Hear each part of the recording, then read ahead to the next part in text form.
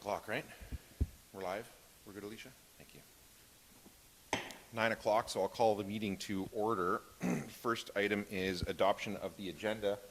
Moved by Mitchell, seconded by McDonald, that the agenda be adopted as printed and circulated. Are there any issues with the agenda? Not seeing any. All those in favor? Opposed? That's carried. Are there any declarations of pecuniary interest or the general nature thereof? Not seeing any. Minutes. Moved by McDonald, seconded by Mitchell, that the minutes from the May 18, 2022 council meeting be adopted as printed and circulated. Are there any issues with those minutes? All those in favor? Opposed? That is carried. So we have a few timed items today. 9 o'clock minor variance, 10:30 delegation from Darren Coleman, Coalstar Environmental. 11 o'clock there's a presentation, and I think that's it then. So just before we get to the minor variance, though, a couple of introductions. Emma Martin, where are you? There. Can you just stand up so you can, council can meet? So Emma Martin's our emergency services summer student who started today.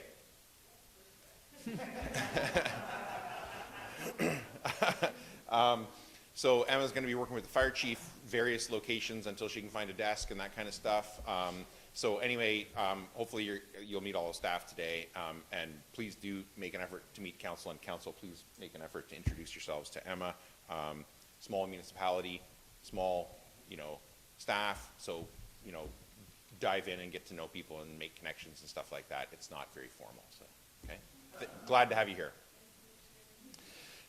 And our new tax collector, Linda Thornton, is here. I don't know whether you guys have met Linda or not.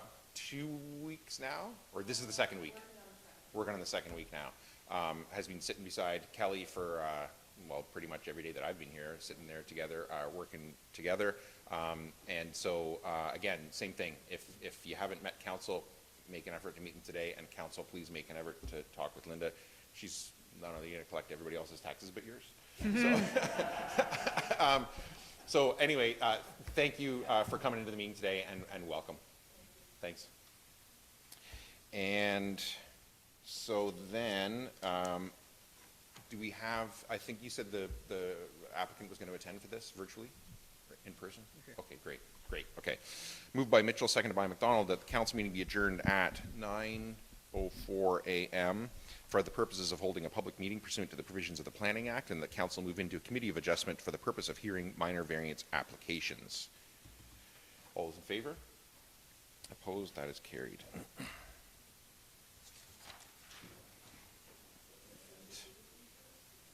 think it is. It's green. And Spencer, over to you.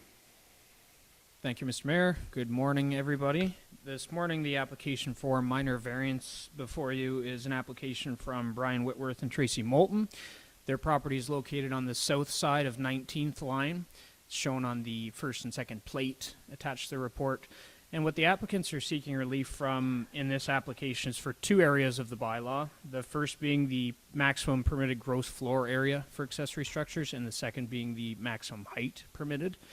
I just want to highlight that unlike many of the applications we see for relief from the size, this one is in large part coming because they want to retain an existing accessory structure while also constructing the new one. So the relief to go to 3,100 square feet, in one standalone building would seem perhaps excessive, but this is in large part due to the fact that there's an existing approximate 800 square foot accessory structure on the property. As a result of circulation, there was nothing received. Staff are supportive of the application here today. I'm here to answer any questions as well as the applicants. Any questions from the committee on the application for the planner? Not seeing any. Does the applicant wish to speak to their application? No, I'll wait if we had any questions, I guess. I don't know whatever we can help out with. All we're trying to do, we want to be able to clean it up around there and stuff too, right? And dress it up with like river rock and stuff like that, where there's natural land is and stuff like that.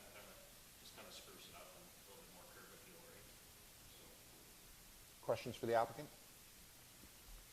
And is there anybody here from the public, either in person or virtually, to speak to this application? No? All right.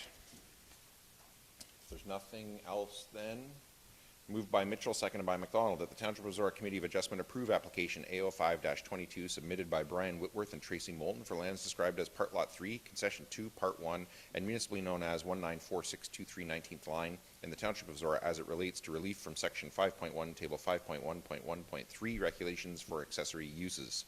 1. To increase the maximum permitted gross floor area from 170 square meters, 1,830 square feet, to 288 square meters. 2. To increase the maximum permitted height from 5.0 meters, 16.4 feet, to 6 meters, 19.7 feet, to facilitate the construction of a proposed structure accessory to a residential use on a property zoned Rural Residential Zone RR in the Township of Zorra. Does anybody wish to speak to that? Paul?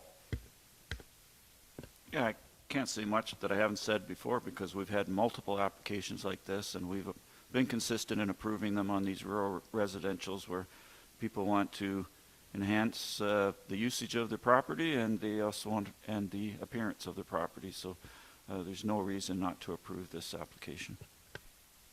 Anybody else? All those in favor? Opposed? That is carried. So there is a waiting period on this, but if you talk to Spencer, you talk to Mike Hughes, Chief Building Official, they'll make sure that you're all in line with those and just don't proceed until you have the blessing from them that your waiting period for appeal all goes through, and then you're good to go. Excellent, thank you very much. Moved by McDonald, seconded by Mitchell, the council move out of the Committee of Adjustment and pursuant to the Planning Act that the public meeting be adjourned at 9:08 a.m. and the regular meeting of council be called back to order. All those in favor? Opposed? That is carried.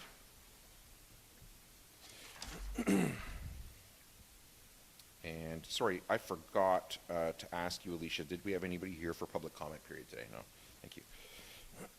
So next timed item we have is delegation at 10:30. So we will jump down then to reports from staff. And the first one up is 8.1A Fire Department, Report 2022-092 from the Fire Chief regarding monthly fire report for May. Chief, is there anything you want to highlight for council in there? A couple things coming up. We've got our EMO training exercise, tabletop for emergency management. It's scheduled for June, and that booking has just gone out, so a reminder that that's coming up, and if you've got any questions in advance. Our truck chassis is in. I was watching it closely, making sure that it was still on track with all of our delays, and we were lucky we've got a Freightliner chassis in, so our Uniondale pumper is still on track. And then the only other piece to highlight is our recruits are wrapping up their training, so they actually write their certification exams this weekend. We've pushed live burn to the fall for a little nicer weather for them, but that training is coming to an end, which is really nice. And then the last item I just wanted to do a plug for is we've got an emergency management contest safety tip that went out in Zorra now, and it closes the end of the month. So if you've got people that you're chatting to and getting their kiddos to submit an application, it could be the cover of our next Zorra Now or featured in it. So it'd be nice to see some of those coming in. Questions for the chief on the report?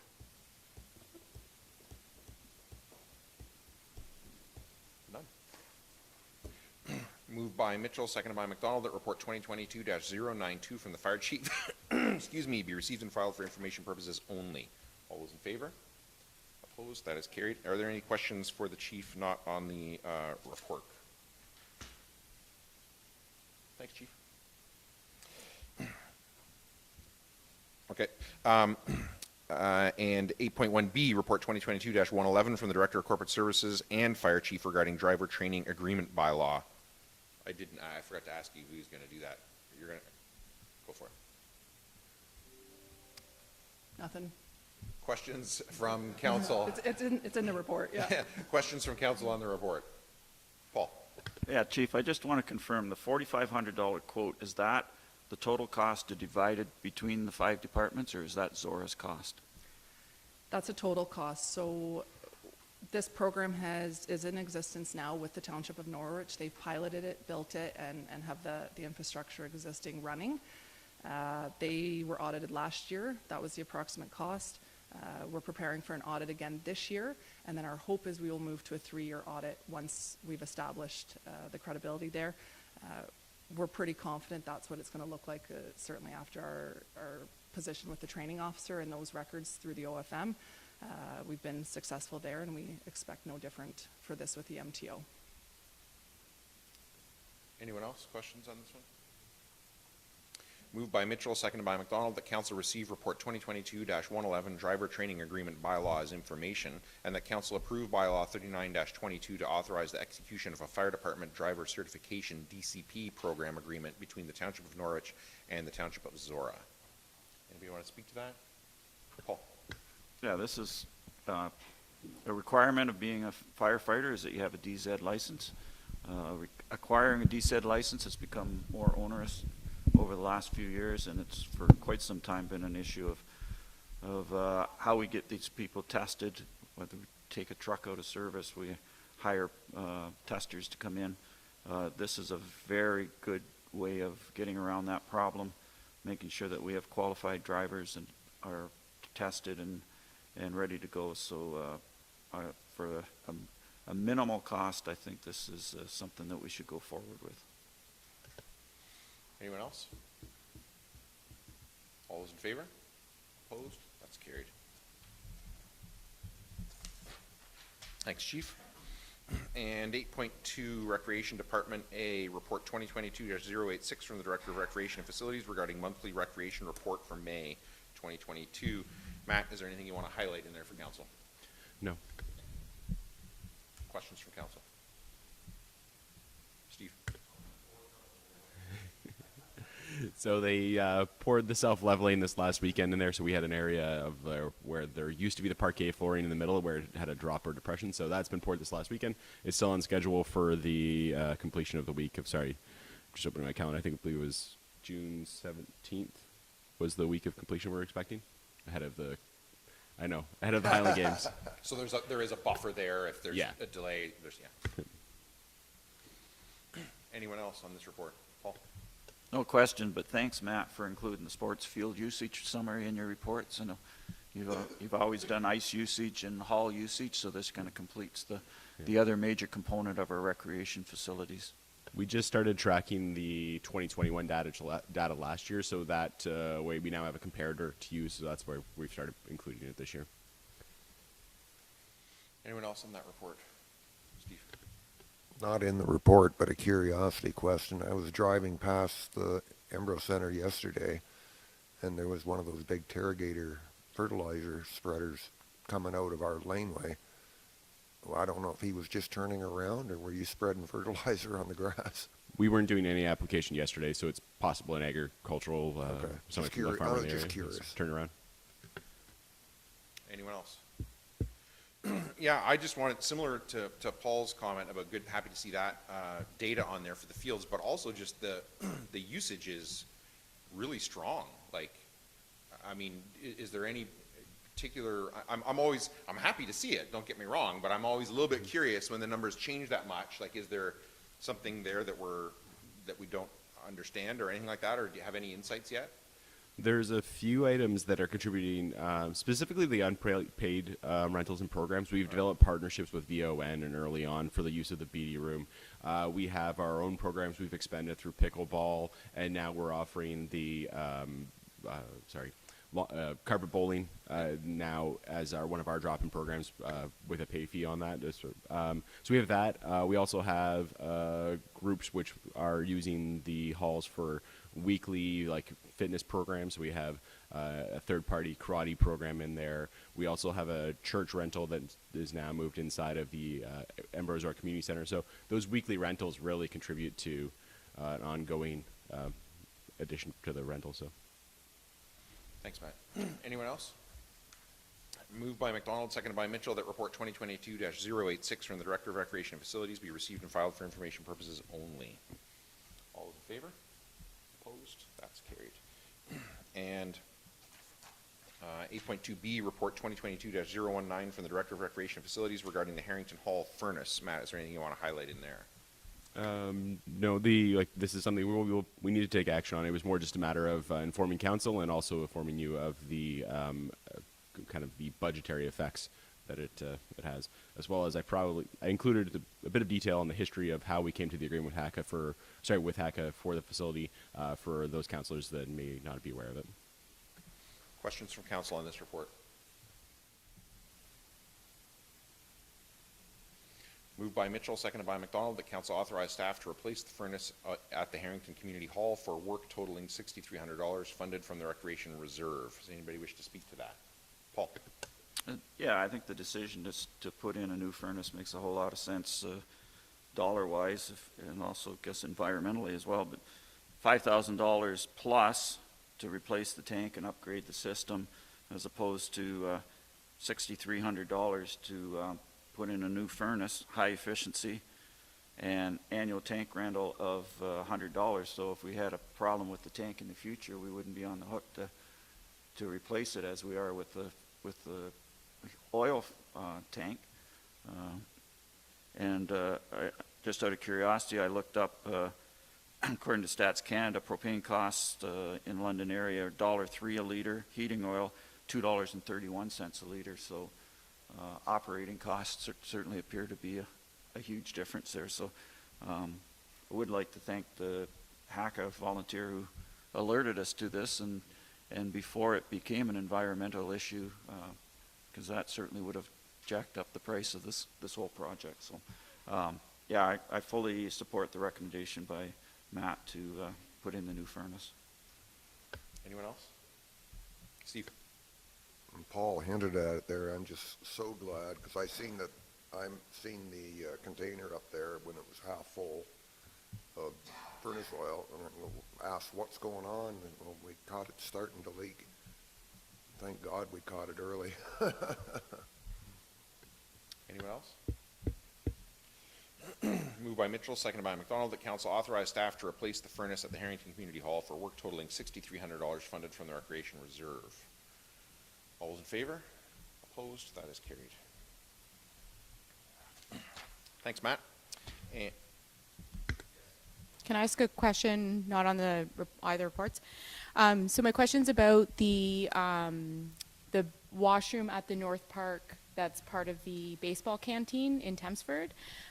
So there was some vandalism there over the long weekend. So I just had a couple questions, if it was back up and running, open to the public, if it's closed, and then also are we seeing any additional occurrences of vandalism in any of our public washrooms in our parks? So in that instance, the primarily they tore off some of the dispensers for the toiletries and things like that. So we have replaced or reinstalled them, reinstalled the change table, and then it's back in operation now. Staff cleaned it up the day of and got it operational for the day. It's not something we're seeing reoccurring. We see one or two instances of this kind of a year. South Park, this was the first for North Park that was this substantial. South Park's had a couple times where the toilet paper dispenser's been knocked off. It's always a bit of a challenge whether we take staff resource and time to lock them through the evening to try and curb this and overnight, or whether we leave them open 24 hours.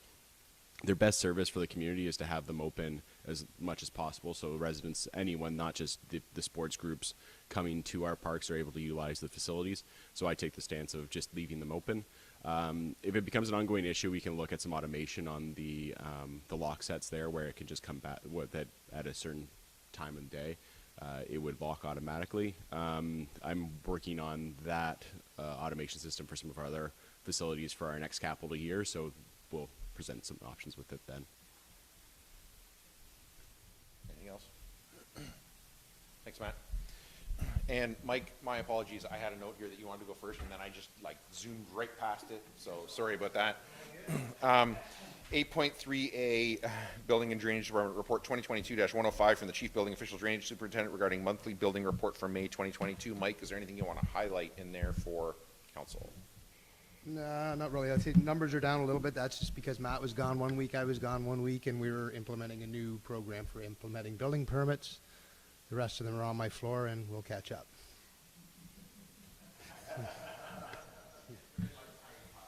Yes, thank you. Questions for Mike? No, Paul? just to comment on your filing system, Mike, it always amazes me how you can keep everything Yeah, separated. it is and interesting, you do, isn't it? but, Yes. It's on your floor, but you know where it is on the floor. Anybody else on this report? Moved by McDonald, seconded by Mitchell, that report 2022-105 from the chief building official be received and filed for information purposes only. All those in favor? Opposed? That's carried. Anything else for Mike not on the report? Thanks, Mike. Thank you. Sorry for the delay again. And then 8.4, Public Works. Oh, okay, yeah, right, sorry, forgot. A, report 2022-104 from the Director of Public Works regarding monthly Public Works report for May 2022. Derek filling in for Steve, thank you. Is there anything you want to highlight for council in that report? Morning. No, thanks. Any questions for Derek on that report? Not seeing any. Couple comments from me. We messaged a bit back and forth on the weekend, Cali weekend, but please do pass on thanks from council and the entire township to staff. I think I talked to one or maybe two public works people who were not at work on that Saturday, but everybody else was, and a long day at that. And I think it was a dozen roads closed at one point. Close to it, yes.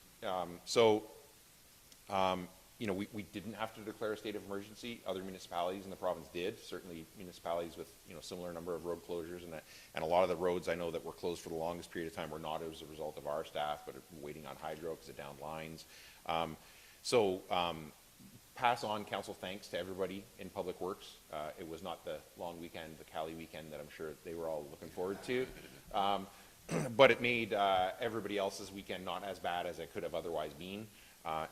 We didn't have to declare a state of emergency, and there was great communications from Public Works as to what roads were closed and weren't, which ones were closed but about to be opened, which ones had power lines down, and getting that information out. I certainly observed that for a lot of residents, once they got that information, their anxiety level went way down, because at first they were just wondering what's going on, when is it going to be fixed, and once they got that information, they were happy with it, and then people started messaging me right away saying they're here now, they're clearing this, they're clearing that.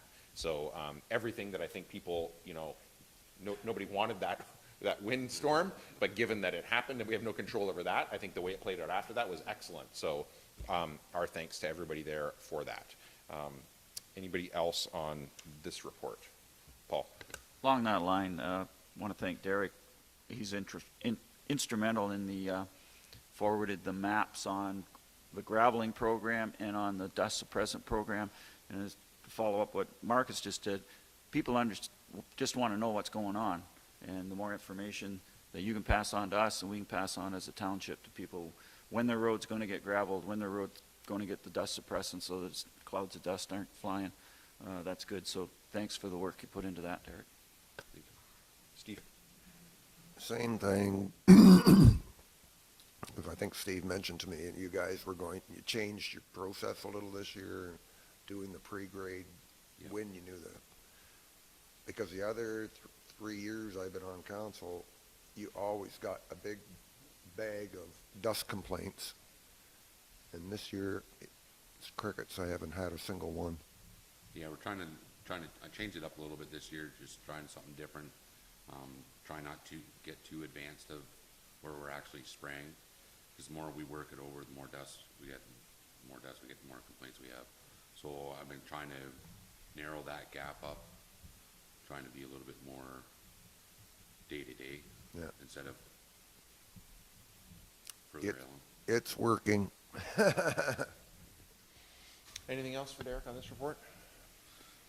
Moved by McDonald, seconded by Mitchell, that report 2022-104 from the Director of Public Works be received and filed for information purposes only. All those in favor? Opposed? That is carried. And report 2022-110 from the Director of Public Works regarding a construction update for the Zorra Maintenance Facility. Derek, is there anything you wanted to highlight in that before I ask Council for questions? No. Questions from Council on that report? Moved by McDonald, seconded by Mitchell, that report 2022-110 from the Director of Public Works be received and filed for information purposes only. All those in favor? Opposed? That is carried. And report 2022-103 from the Director of Public Works regarding Oxford County joint tendering opportunity for winter sand. Derek, is there anything you wanted to highlight in that? No. Questions from council?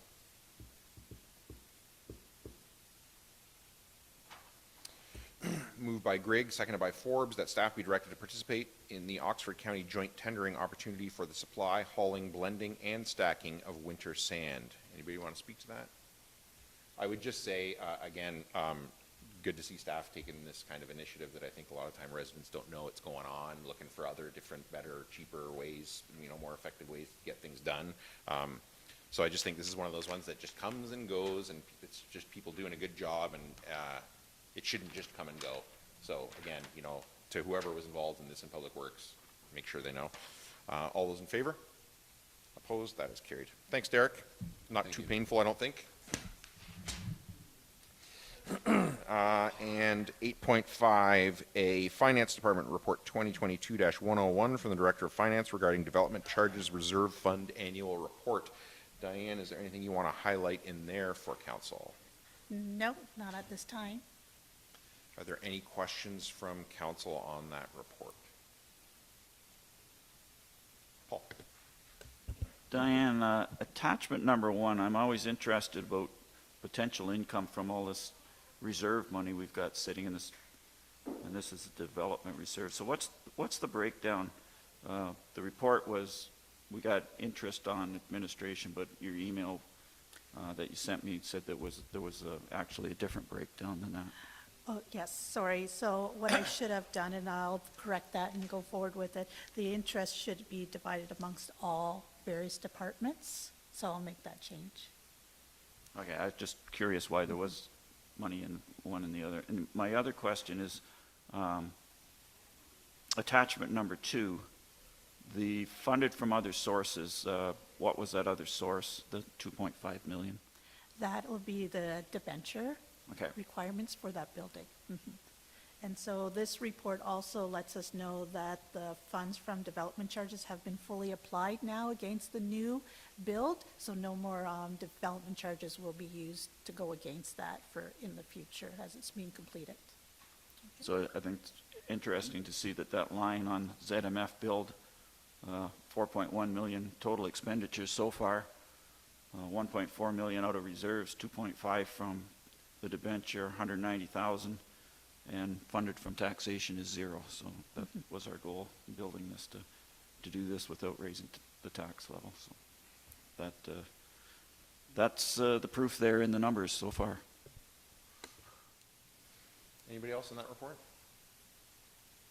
Moved by Forbes, seconded by Grigg, that report 2022-101 from the Director of Finance be received and filed for information purposes only. Anybody want to speak to that? Paul?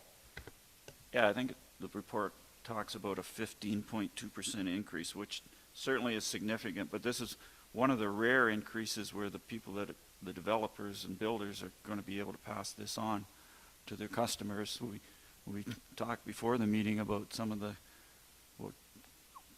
of us old timers consider outrageous real estate prices that people are paying. So when you look at adding, I think, $728 on a $500,000 to $1 million house, that's not a huge impediment, and I don't think it's going to stop anybody from buying a new house if they want one.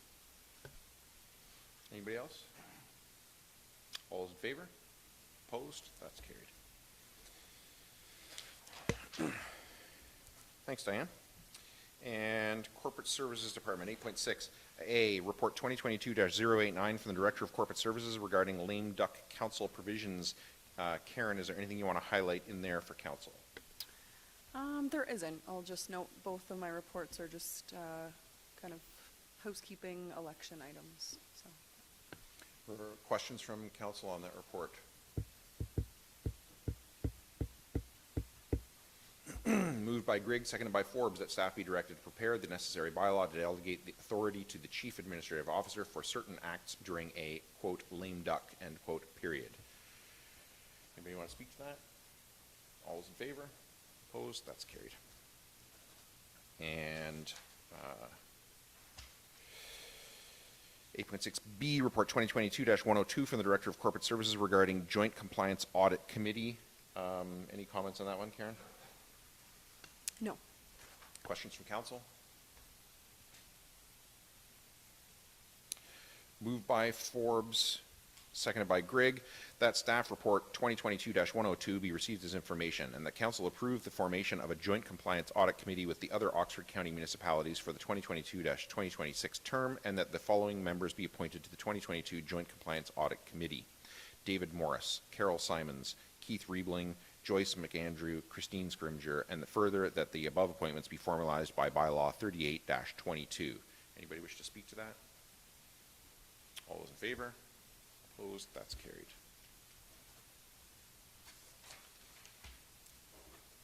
And no correspondence requiring direction. Boards and committees 10A. Paul, you have a verbal update for us on Upper Thames? The May meeting of the Upper Thames Board of Directors was on May 24th. We're still meeting by Zoom. Business arising from the minutes, I had asked a question. Upper Thames is receiving approximately $80,000 rebate from the WSIB. I asked if there was any connection between that. We have a really good claim history. Staff investigated and there was no connection. It just, for whatever reason, the government decided that's how much we were getting back and we weren't going to complain about it. First item was from the Finance and Audit Committee on the auditing of our 2021 financial statements. No real problems found with the books. Upper Thames does have a new auditor, and they submitted a number of recommendations, including a more robust asset management program. So our financial department is, as our own financial department is working on the asset management program. There was 2 new appointments. Haley Fitzgibbon and Michael Funk have been approved as Provincial Offences Act officers as we continue to fill some vacancies that have developed over the last year or two. Section 28 report, there was no permits or violations in Zorra Township. We report on Bill 109, which is the More Homes for Everyone Act, and there's some changes in there to the Planning Act designed, according to the government, to promote faster construction. One of the items was a refund of application fees of 50%, 75%, or 100% if decisions on applications are not made when prescribed timelines. And was a chart included in our agenda that broke down how that would work. It's unclear how that would impact the Upper Thames, because although they do charge fees for applications and consultations, the actual timing of the planning decisions are municipal decisions. So if the Upper Thames were to have all their paperwork done in a timely manner, but yet the municipality didn't approve the application, does that mean that the Upper Thames would have to refund part of the fee that they charge? That decision is, as with many government decisions, is to be determined. Another part of this bill was that the minister could restrict the conditions of draft approval for new subdivisions. The regulations on that are still to be announced, so no detail on going into that. And another thing that has been introduced in this bill is called the Community Infrastructure and Housing Accelerator Act orders. And they are similar to the ministry zoning orders that we've talked about before, where the minister is empowered that specific approvals are not subject to provincial plans, provincial policy statements, or municipal official plans. So basically they're have the potential to overrule all municipal restrictions on approving new subdivisions. Overall, the policy, or the potential changes in this bill will reduce municipal powers to make planning decisions. They will also increase the workload on the Upper Thames staff and municipal staff. And as usual, there's no provincial funding going to the conservation authorities to handle with this extra workload. I had a further update on the Conservation Act changes, Phase 2 regulations. The details are on the Board of Directors agenda, the Upper Thames. I won't go into detail here. It's way too much to try to describe. But the 5 items that were included were budget and apportionment of levies, municipal levies, fee classes policy, increased conservation authority transparency, and amending transition plans. And for your information report that's included in the agenda, the river safety training program for grade 2 students was reinstated for the first time since COVID shut it down. Back in-person planning, and there were 900 grade 2 students in 19 different schools who received this training, and there was a long list of different groups that had sponsored this, including the Thamesford Lions, so kudos to them for being involved in that. We had a long closed meeting, as we did at the township last fall. The Upper Thames had a third party do a compensation review of our pay rates for the various staff, and the result was that there was 2 parts to it. There was the review from the consultant, and then recommendations from staff of how to deal with it. And it ended up that the board asked staff to come back at the next meeting with a further report on the impact. The dollar figures are significant. So that was our meeting. We have one more in June, and then we take July off before back in August. Any questions for Paul on that one? Moved by Forbes, seconded by Grigg, that item 10A be received for information purposes only. All those in favor? Opposed? That is carried. And information items. So I have a motion here to receive and file 11A and B. Everybody's good with both those together? Moved by Grigg, seconded by Forbes, that items 11A through B be received and filed for information purposes only. Anybody want to speak to either of those? All those in favor? Opposed? That's carried.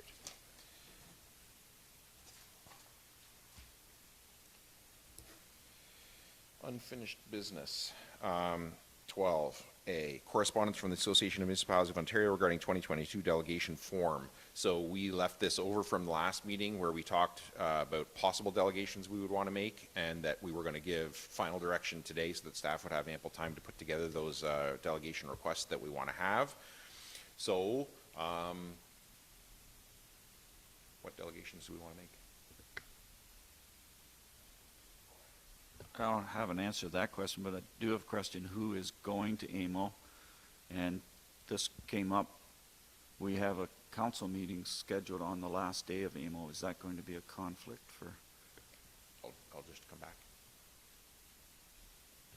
I'm not confirmed. I need to confirm with staff. I'm intending to go. I think part of, yeah. I will probably be making delegations or participating in delegations with the county as well, but I'm all registered and signed up, confirmed. So, yeah. So we have the ability to make them if we get them. Yeah. Katie. So should we start maybe with the delegations that we want to request on behalf of other groups that we have membership of, like Community Schools Alliance? We certainly can do it however you guys want. I do know we had a Community Schools Alliance meeting executive meeting on Friday, and they did confirm that they would like, as has been the practice, they would like Zorra to submit a delegation request on their behalf to the Ministry of Education and to Ministry of Municipal Affairs and Housing. And of course, that's a request from the CSA executive. It's up to you guys if you want to do that or not.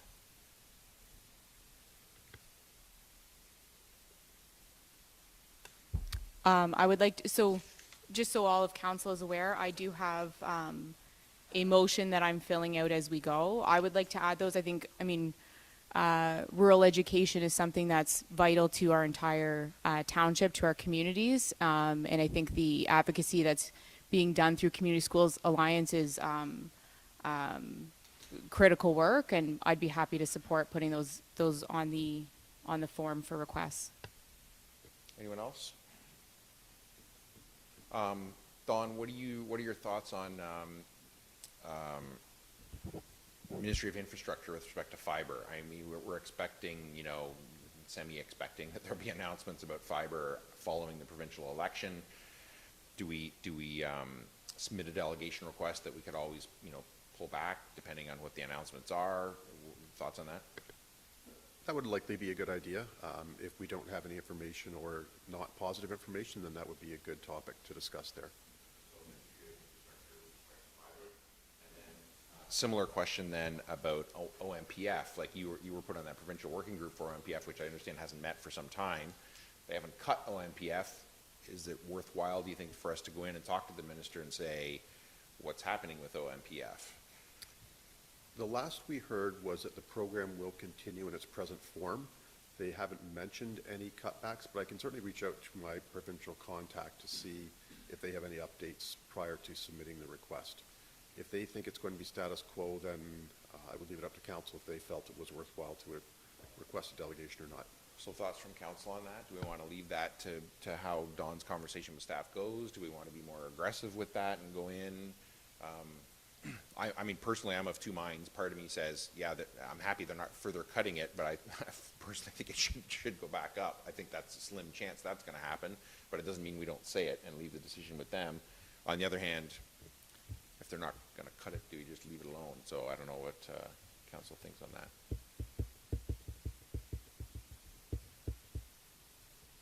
Paul? I think it's interesting that it's only going to be only 2 months after the election, so you're going to probably be dealing with new ministers on most of these files. So the advantage is that you get in early before they've got their mindset of what they're going to do. The disadvantage is you're not going to get any information back one way or another because there's still, unless the, depending what party gets in, they've set their program and they've decided what they're going to do already. They're probably at that point still formulating what they're, so no, just comment on the usefulness of having these delegations. I've had exactly that discussion with a lot of people about it, and there is some people argue, if it's a new minister, there's no point, they're not going to be ready to make a decision. Mm-hmm. I've yet to be in a delegation with a minister where they say, that's a great idea, let's do that right now. That's just not how it works. It's always about, building, trading knowledge, building a relationship, and working up to a thing. So by that reasoning, I think what you said is the way to go is to get in there early and establish some credibility that you're a reasonable group, you have a reasonable ask, and exactly to be one of the first voices in their ear. And I think my first point trumps my second point, that to get in there, get that face-to-face, who knows, by Roma or Amo, maybe that minister's somewhere else anyway. So, but to get in there and get that first, we're Zorra, this is what we're concerned about, and with no expectation that we're going to get any results back from our requests. Katie? Ministry of the Solicitor General for the excessive. Good one. Excessive protection, elements. yes. Yeah. Good one. Anybody got any others? That's like 5, I think, right? I think we can only submit 3, or do we have to it's only 3 in the one form and you have to do another form? Or do we need to prioritize this down to 3? I seem to recall once being told you can only ask for 3, but the reality was it was just 3 per thing, and then you had to just do another 3. We may not get them all anyway, right? Yeah, we can check to see, perhaps if council could prioritize the 3. This is what I'm thinking, before we leave this, if we prioritize them, so if it is just 3, so I would suggest that the 3, I say this just to advance the discussion here. If you guys disagree with me, just shout me down. But I would suggest that the 3 that we want to prioritize would be obviously the excessive protective elements of Solicitor General, because we specifically said that before. Second, I would suggest would be fiber to Ministry of Infrastructure, which, again, depending on what the announcements are, we may just not want at all. And third would be Ministry of Education, specifically, Community Schools Alliance, specifically Ministry of Education, as opposed to MMAH. The OMPF, I think we weren't totally sure on. The MMAH with respect to the Community Schools Alliance is additional to what we've done before. That was, we had 5, I think, right? That we talked about 5.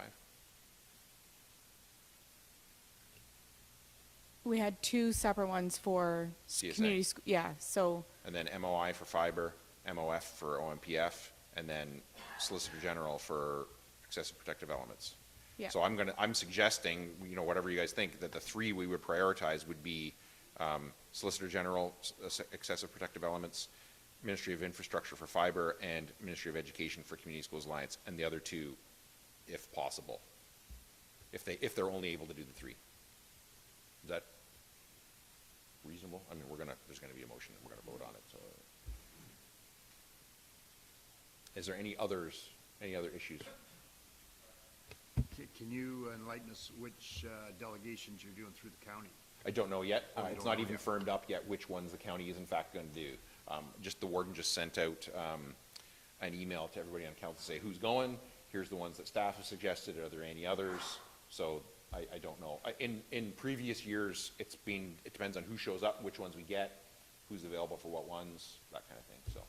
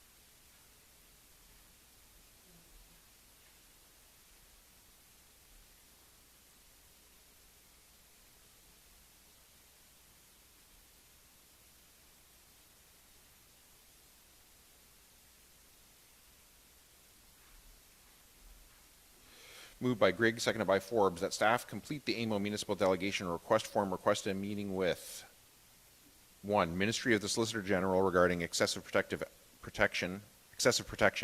2, Ministry of Infrastructure regarding fiber.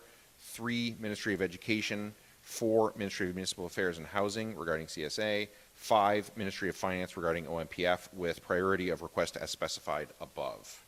Anybody want to speak to that? All those in favor? Opposed? That's carried. Thanks for hammering that out. So notices of motion then.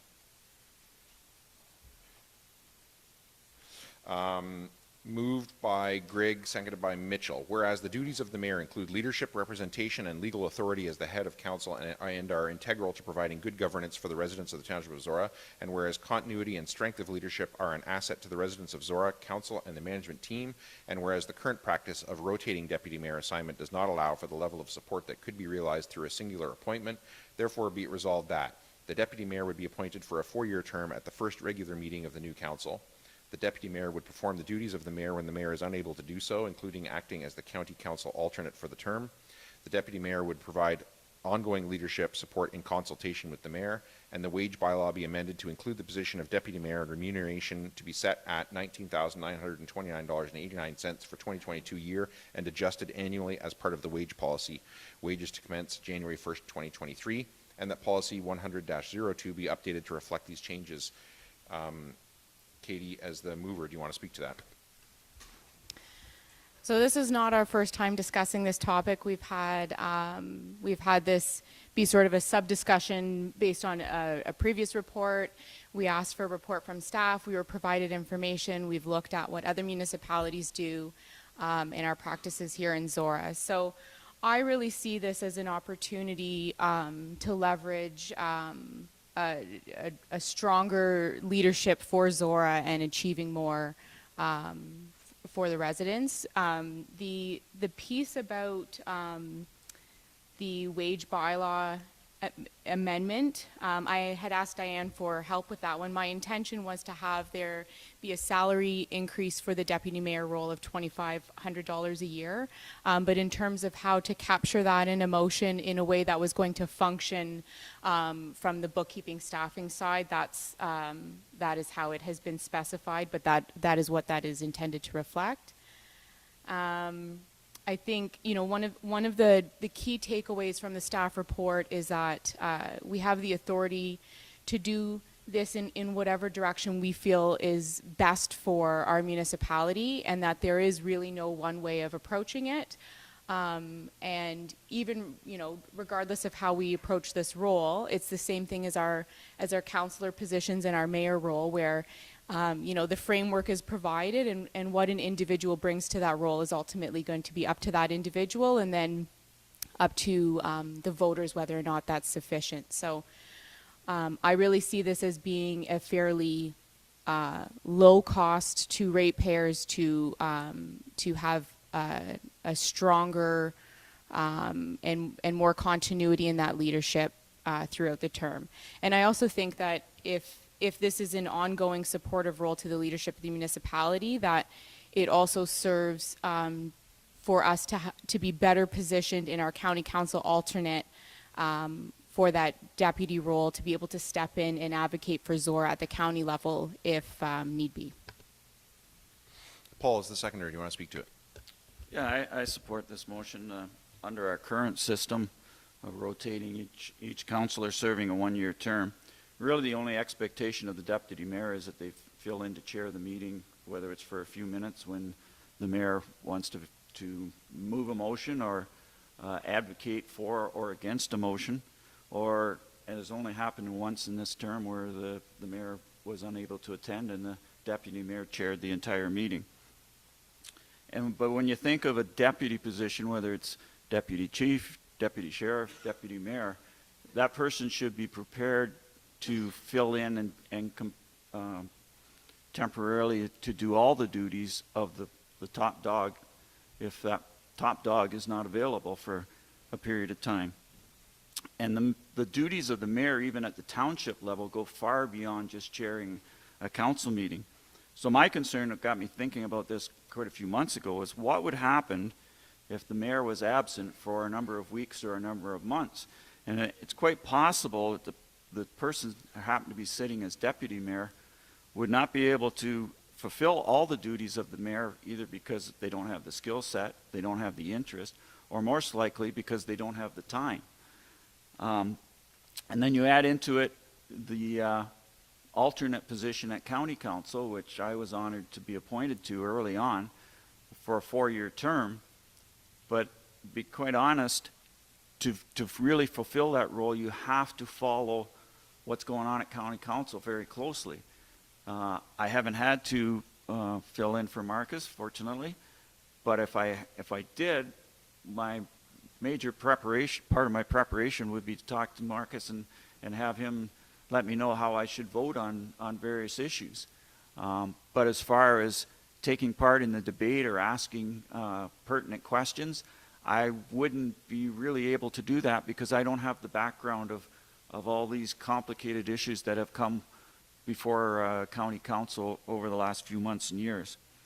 And to keep up to date with everything going on takes considerable time and effort for something that you may never be required to do. So that was the initial motion that I shared with Katie, and she has taken it to the next level where she's combining the deputy mayor and the county council alternate positions. And this, what she's proposing would ensure that the person who's the deputy mayor would be willing and able to fill in for the mayor for an extended period of time if required. It also provides, as she says in the motion, ongoing leadership support, and it could be considered a training phase for future mayors. It gives that person some idea of the commitment involved to being mayor, because it's quite a leap, as I think Marcus would agree, from being a councillor to being a mayor. And I think the $2,500 increase in remuneration is certainly for the additional work and responsibilities is a reasonable amount. I see this as a one-term transition to what would become a 3-ward system with a township-wide elected mayor and elected deputy mayor. And I advocate for that for 4 years down the road. With the development in Thamesford, Thamesford is going to be 35–40% more, maybe more, of the total population of the township.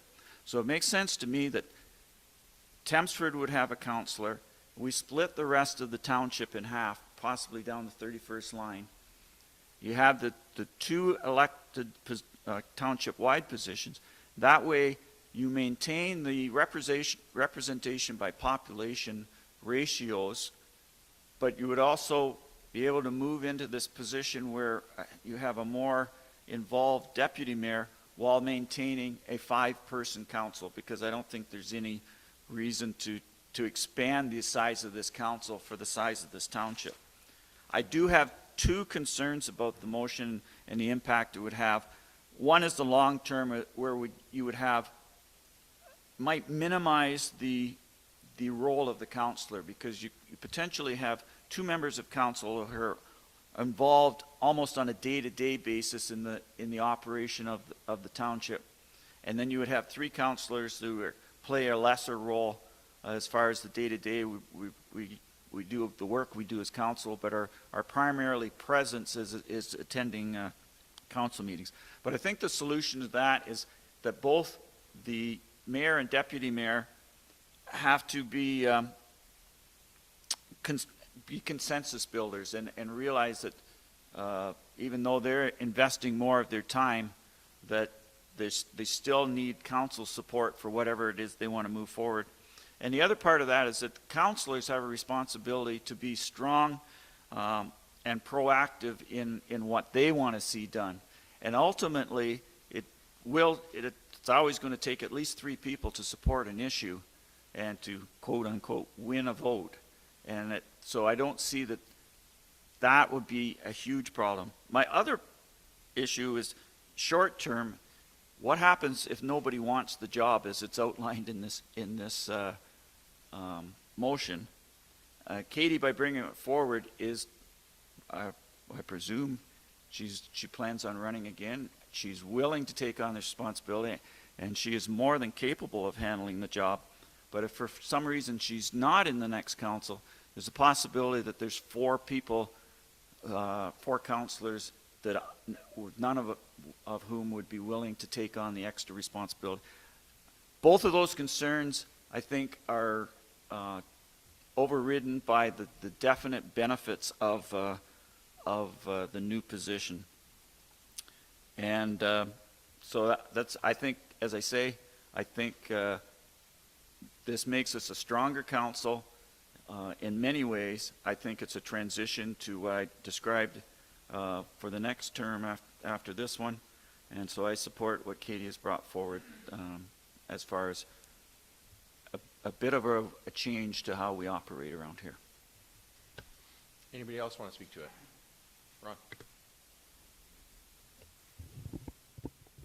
Yeah, I've been thinking about this for a while, mostly the last 12 hours after Katie called me yesterday for a long time. Anyways, I have a little trouble with this, mostly because I think it takes away from our council. Right now, there's 4 of us that are pretty much on a level playing field, and we have the mayor that leads the council and essentially leads the community. So, and I think that system has served us very well. I do not, and the cost of it, whether it's an extra $2,500 or $5,000 or whatever it came out to in the end, I don't see that as an issue. My biggest concern of this at the moment is the fact that we're going to elect that person, that deputy mayor, be elected by 5 councillors. And I see that as problematic. The mayor will have his choice. There's going to be 2 people, maybe 3 people want that position. I think that's going to be problematic for a small council to pull one person out if there's multiple applicants. Paul's leading into a changing of our ward system and having a countywide election. I think that would be a much better system. Obviously, we can't do that for this coming year. But I think it needs a whole lot more consideration, and I really can't support this motion at this time. And I think this whole concept would be better served to be brought forward at the beginning of the next term of council, when there's a full 4 years time to discuss it. And if it's better to implement a county-wide deputy mayor, or not county, township-wide deputy mayor position, then the lines can be redrawn and the whole new system set up. I think that's my biggest problem right now. I see it as too problematic to pick a deputy mayor with only a 5-person vote if there happens to be more than 1 or 2 or 3 people decide they want to be deputy mayor. And it could be all 4. All 4 of us could put it in and say, like right now, if all 4 of us here said we want to be deputy mayor, we're going to have a vote. So the mayor picks the deputy mayor, and I don't think that's totally appropriate at that time, because we'd all vote for ourselves. So that's just the issues I see with it. Anybody else want to speak to it? Steve? I'm going to echo, I might add, I've done a lot of thinking in the last 12 hours, aside from sleep, after Katie called me yesterday too, so. And there's some strong points to this, and there's other stuff, but I'm going to echo Ron more than Paul and Katie. I have some issues with this, or more questions. The key one is what Ron just said, in my opinion too. Electing it as a full-time position from just a handful of us, and I'm going to stir that in for a second with a comment that Paul made, that a transition into full-time deputy position. And I'm thinking, tied in with what Ron said, yeah, wait 4 years, see how big the township has grown or what's projected to grow or changed. Go for a deputy mayor's position, full-time, elected by the population, rather than just us. The way we're doing it right now is fine, because it's a simplistic position of, well, show up Tuesday morning for a review and fill in for the mayor if he's not here. If you want him to go full-time, and that was the other thing that bothered me, I personally, even if we went with this, I would not want the position unless somebody explained what exactly is ongoing leadership support in consultation. Like, I would want a job description. How much time am I going to extra spend on this? Rather than just, well, if he's sick, I can fill in for him. That I understood. Now, that one person in the one term who filled in was me, and I was mortally terrified. Do I have to fill in at the county level? Oh, God, I don't know what I'm going to do. So, there's good points to this. I think down the road we will need to go. I don't like the idea of splitting the wards up differently. Eventually we may have to, as Chelmsford grows, to redirect the population. That's a separate issue. I would say I'm more in favor of going with a elected deputy mayor by the population. We're not big enough to do it yet. Wait for another 4 years, review the situation, and then do it that way. So, as written, I can't really support it. Anybody else? Katie? Can I ask a question to staff?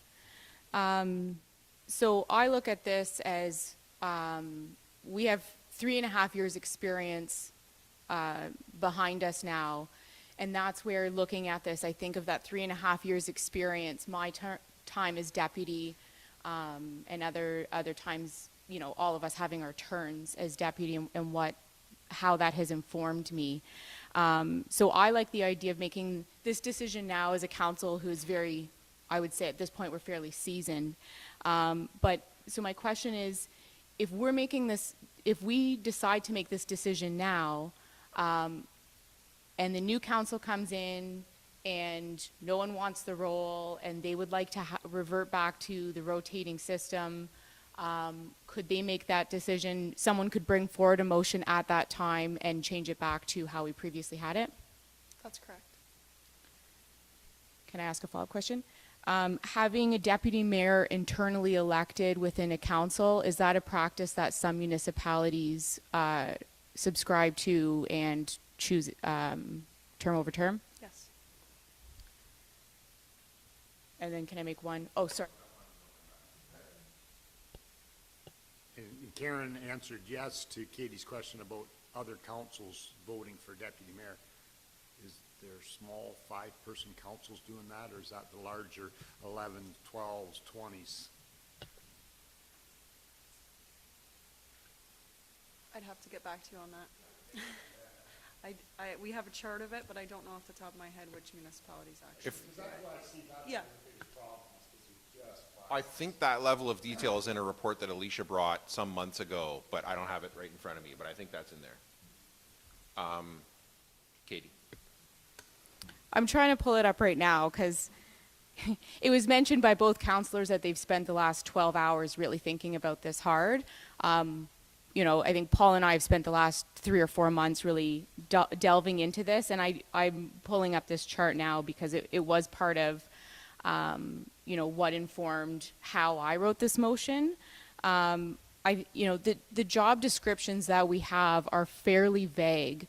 You know, there's some governance structure within the Municipal Act about how we do this job, but I would suggest that the 4 current councillors all do a very different version of the same job, and we all are following the same within the same job description. I think in terms of deputy mayor, we've all taken a different approach to how we fill that role. And I know, you know, I'm biased from my experience because I sat as deputy mayor when the pandemic hit. And so I was included in on the senior management team meetings. I sat in on all of the public health telephone meetings. I took home a black box that I read front to back on how to manage an emergency situation, because if something were to happen to Marcus, I would be sitting in a position of deciding whether or not we're declaring a state of emergency. So I understand that a pandemic is not going to hit every term, right? But I'm well aware of the amount of work that I put in to be ready to hit the ground running if need be, and to be an extra set of eyes and ears on all things on behalf of the residents of Zorra, as well as completing all of my duties that I commit to as Ward 2 councillor. So I think in terms of it not being clearly defined, that's the nature of this work. And so it doesn't concern me that we don't have, you know, someone could take on that position and do not as much with it as what I would like for it to be. But frankly, that's all of these positions, right? Just, I think we have an answer here to Yeah, Ron's sorry, question. so I can answer you now, Ron. So based on the chart that was provided in a previous report, I'll just list off the municipalities and their council sizes that appoint their deputy mayor. Blanford Blenheim. Blanford Blenheim has a 5-member council. Huron East has an 11-member council. North Dumfries has a 5-member council. North Huron has a 7-member council. Norwich has a 5-member council. And that appears to be it on this chart. You're welcome. Yeah, and I would admit, and I raised it in my earlier comments, it's not the ideal way to pick a deputy mayor. And as to far as Steve's comments, if I'm on the next council, I'm not interested in the job. For one thing, for much of the year, I don't have time to fulfill the commitment that would be. I'm not interested in filling this role at this time. I'm quite happy with the impact I have as a counselor, and I'm not. I don't have the interest in becoming more involved as this outlines. Whether I have the skill set or not to do it, we'll leave that up for debate. Not for me to determine. But I think the benefit of having this role in the next term outweighs the possible problems. In one way, it would help define what this role is before it becomes